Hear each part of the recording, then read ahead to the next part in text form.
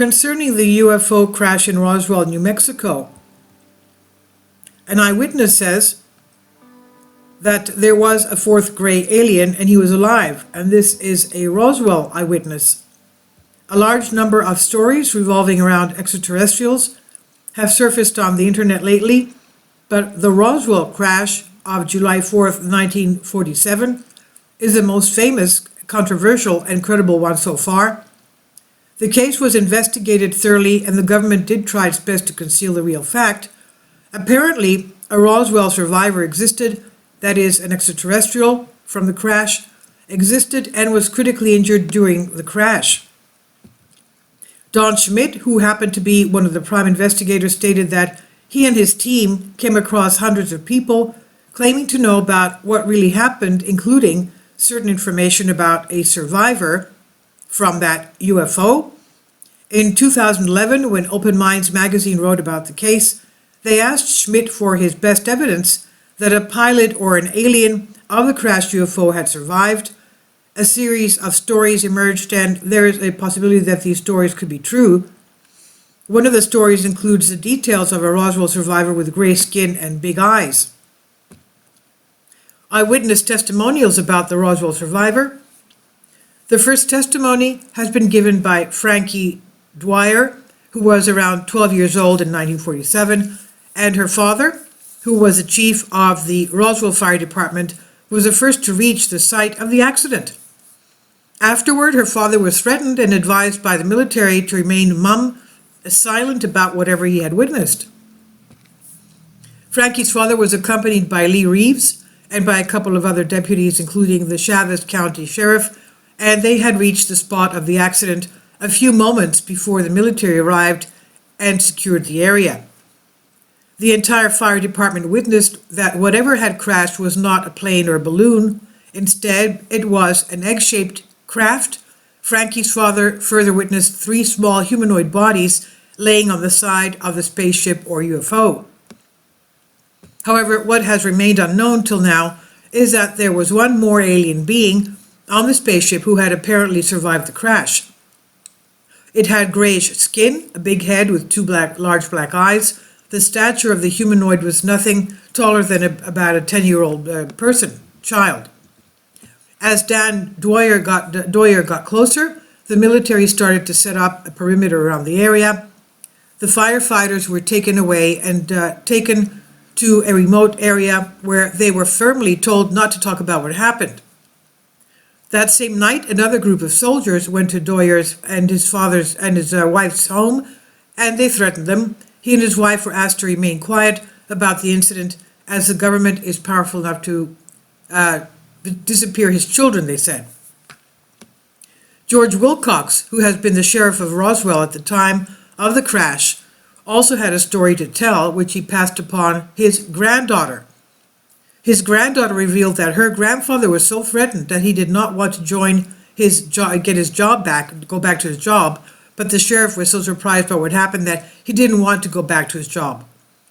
George and his wife were both put in jail to prevent them from revealing the details of that crash, and they were told not to tell anything about the crash to the general public, and in case they do, his entire family would be disappeared.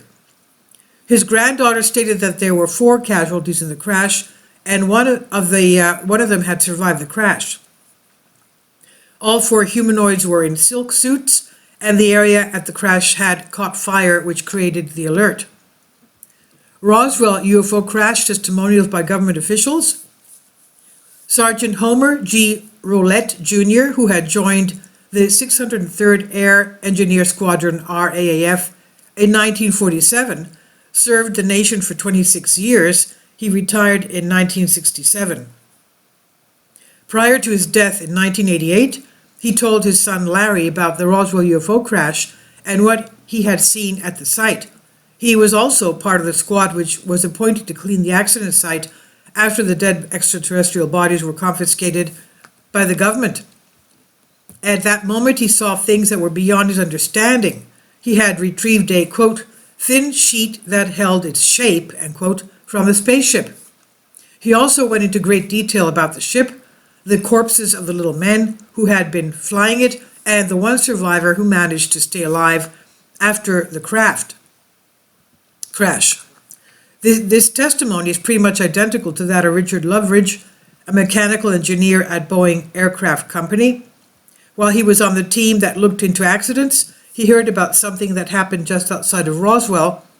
Assuming that one of his planes had crashed, he arrived at the site. However, to his surprise, the incident was very different than what he expected. During his final years in 1993, he confessed to his family that he had witnessed traces of an unknown spaceship, 3 dead childlike creatures, and 1 survivor. Loveridge said that they were about the size of a child and had a grayish color. He finally told them to stop asking him questions because, quote, they could hurt them, end quote. Irvin Boyd, who worked on a B-29 at RAAF airfield, was another mechanic who worked in Hangar P3, which was later renamed Building 84. On the day of the incident, Boyd was smoking quietly by the hangar's doors when he saw several people and vehicles moving quickly towards the building. He was shocked when he saw the bodies they brought. Upon a closer look, he was shocked to see 3 humanoids who were definitely not humans. The mechanic's explanation matches what the other witnesses said about the dead entities, the extraterrestrials, which is the petite body with gray skin, big heads, and eyes. He also claims that one of the 4 had survived the accident. Officers dragged Boyd away from the scene right away and told him that, quote, he didn't see anything, end quote. He was also intimidated by the officers. Irvin revealed all of it to his family after suffering from a stroke. Testimonials by Lieutenant Governor Joseph Montoya and Private Eli Benjamin. On July 7, 1947, Joseph Montoya, the Lieutenant Governor of New Mexico, who was 32 at the time, was in Roswell. His presence at Roswell, being a politician, is inexplicable, but it has been asserted that he did see the dead bodies, one of which may have been a survivor. It's believed that he was there for the Independence Day celebration, July 4th, and the inauguration of a new airplane. After the ceremony was finished, he was escorted to the B-29 hangar, where the military vehicles had initially arrived with retrieved wreckage and the dead extraterrestrial bodies. He further confessed that he saw 4 little creatures and one of them was alive. Each of those bodies was placed on a table and the one alive was heard moving and complaining.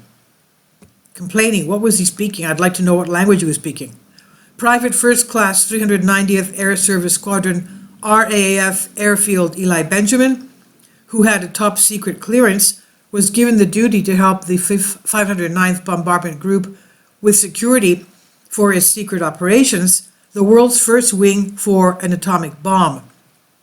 As a recovery specialist, his job specifically included activities associated with plane crashes.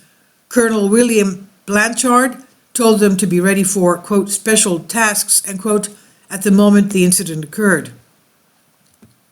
He was instructed to get his gun and stand guard at the P3 hangar.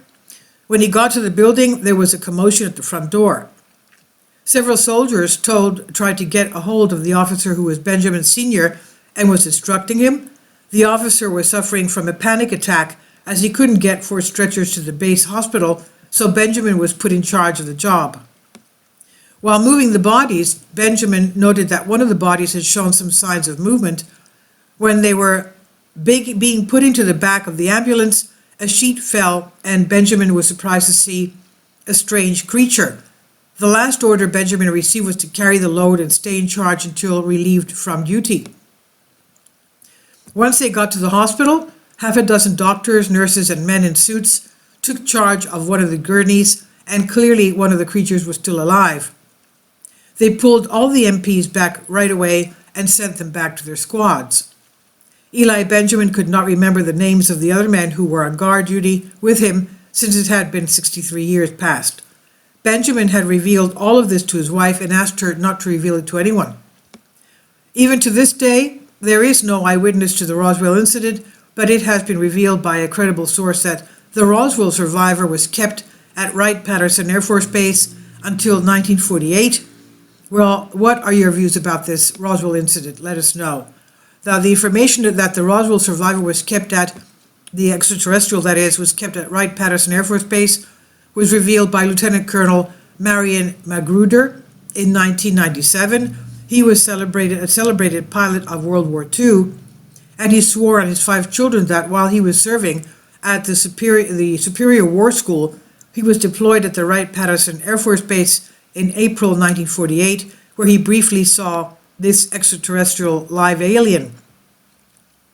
He and his companions were told that the creature was retrieved from the Roswell incident. All of the other witnesses agreed that what he said, noting that there was no question that he was from another planet. They were from another planet. The eyewitness accounts in the case are all dead, but they all did say the same thing. They told the truth on their deathbeds. Was there really an alien who lived through the Roswell crash? And were witnesses told they could not tell the truth? And this is on Infinity Explorers by Ansh Srivastava. Please leave your comments and thank you for your support. And now what we're saying here is one of the artifacts found from that Roswell UFO crash, and these are the Greek letters Eleftheria. The epsilon is an epsilon with the line the vertical line extending, the horizontal lines extending over the vertical line, and it's clearly in Greek writing says Eleftheria. This is not the way you write it today. You write Elef meaning E-L-E-U, like Y, but here they put an F. So a different way of spelling Eleftheria, which actually means freedom. Now, was this the name of the craft, or was this part of their philosophy? We don't know, but it means, actually, Eleftheria means freedom. Please leave your comments, and thank you for your support. Kindly support my Patreon account. The daily posts are 5 videos daily, and they are totally different from what I have on my YouTube channel. Thank you so much for your support, and that you find all my content so interesting. You'll find the Patreon account details in the description box.